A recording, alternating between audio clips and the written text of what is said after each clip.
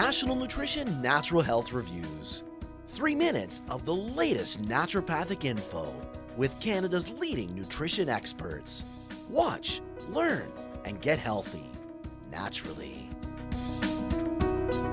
Hi there, Dr. Jonathan Beatty here, naturopathic doctor and a health expert at Nationalnutrition.ca. Today I want to talk about cardiovascular health.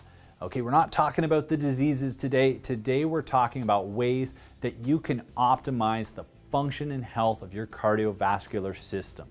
What we're looking at is the cardiovascular system refers to the heart and all the different channels, your arteries, your veins, your capillaries that transport blood through your body. Okay, why it's important? Well, blood is essentially the fluid of life. It's one of the largest organs in the body. Yes, blood is in itself an organ, and what it does is it transports oxygen and other nutrients to the tissues of your body so that they can, repair themselves, so they can have healthy metabolism. And then after that's completed, the blood also helps to remove the toxins from the system to prevent chronic intoxication and help manage your pH levels. So this is why it's so important that we maintain the health of this system. Because too many people wait until the system breaks down, they develop cardiovascular disease before they're going to intervene. If you come from a family where a large number of your relatives have passed away due to a cardiovascular condition, heart attack, stroke, or some form of congestive heart failure, it's really important that you prevent the development of the disease. This is why we're talking cardiovascular health today. We're not talking about disease, we're talking about the strategies you can do to ensure your system is working optimally. One of the most important factors in this is exercise. The body is a huge system of basically use it or lose it. And by exercising every day, you're providing a little bit of stress onto the cardiovascular system. Now, the neat thing with the human body is that when you provide a little bit of stress every day it's going to say, you know what, we worked a little too hard today. What we need to do, we need to make ourselves stronger so that we can manage that same type of load on a day-to-day basis. And this is why, again, a little bit of daily exercise, daily activity helps to ensure that we have a strong cardiovascular system. And there's a training effect. The more you challenge it, the better it gets at responding.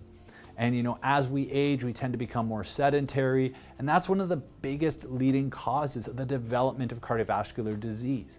So instead of being sedentary and developing disease, be active and develop your health. It's really important, simple stuff. Basically, what I recommend to my patients, it doesn't mean you have to join a gym. You might hate the idea of a gym. What I tell people is get out of breath for about 20 to 30 minutes a day.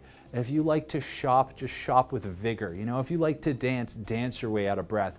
But challenge your system a little bit every day, and what you'll find is it'll respond.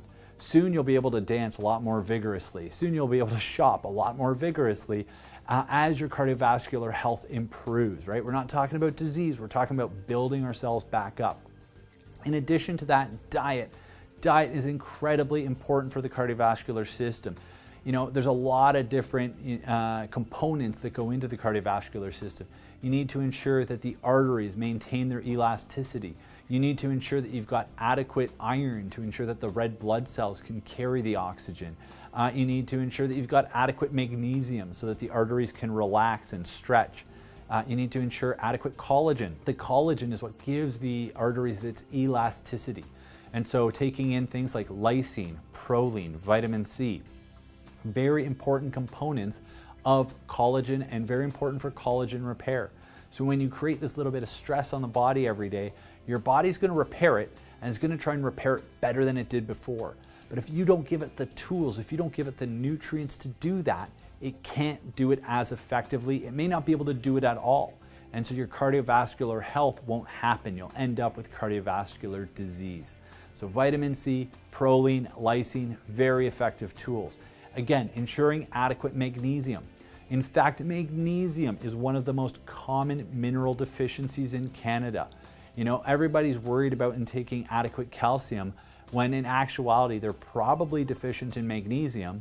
And the kicker, your body, if it's deficient in magnesium, can't build bones, even if you take a ton of calcium. if it has a magnesium deficiency. So it's really important that you ensure adequacy of your magnesium, adequacy of your lysine, proline, vitamin C. Also, you get a buildup of pro-oxidants in the system.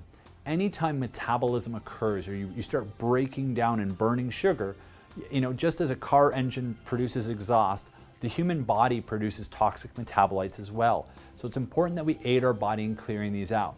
Some of the things important for that are your B vitamins, specifically vitamin B3, B6, B12, and folate. These are very important nutrients, very important B vitamins for the proper health of the cardiovascular system. So ensuring adequacy of B6, B3, B12, and folate is very important. I typically recommend a minimum of 1,000 micrograms or 1 whole milligram of methylcobalamin, which is your active B12, and at least 100 milligrams of niacin, which is B3, at least 50 milligrams of vitamin B6, and again, typically about 1 milligram of folate every day to ensure that your cardiovascular health is optimal. So those are some of the tools you can use. The other important thing, your omega-3 fats. These help to reduce inflammation within the cardiovascular system. When you have inflammation, you have damage. When you have damage, that means the organ is not going to work adequately. It's not going to do what you ask it to. So increasing your omega-3s in your diet can help limit that inflammation. It actually helps prevent the platelets from becoming sticky. It prevents clotting from occurring, which block arteries and can lead to heart attack and stroke. So it's a really great tool to help prevent cardiovascular disease and really optimize your cardiovascular health. So those are some of the things you can do to ensure that your cardiovascular system stays as healthy as possible. Check out more of our videos, subscribe. Any questions or comments, please post them below. And always remember, knowledge is health.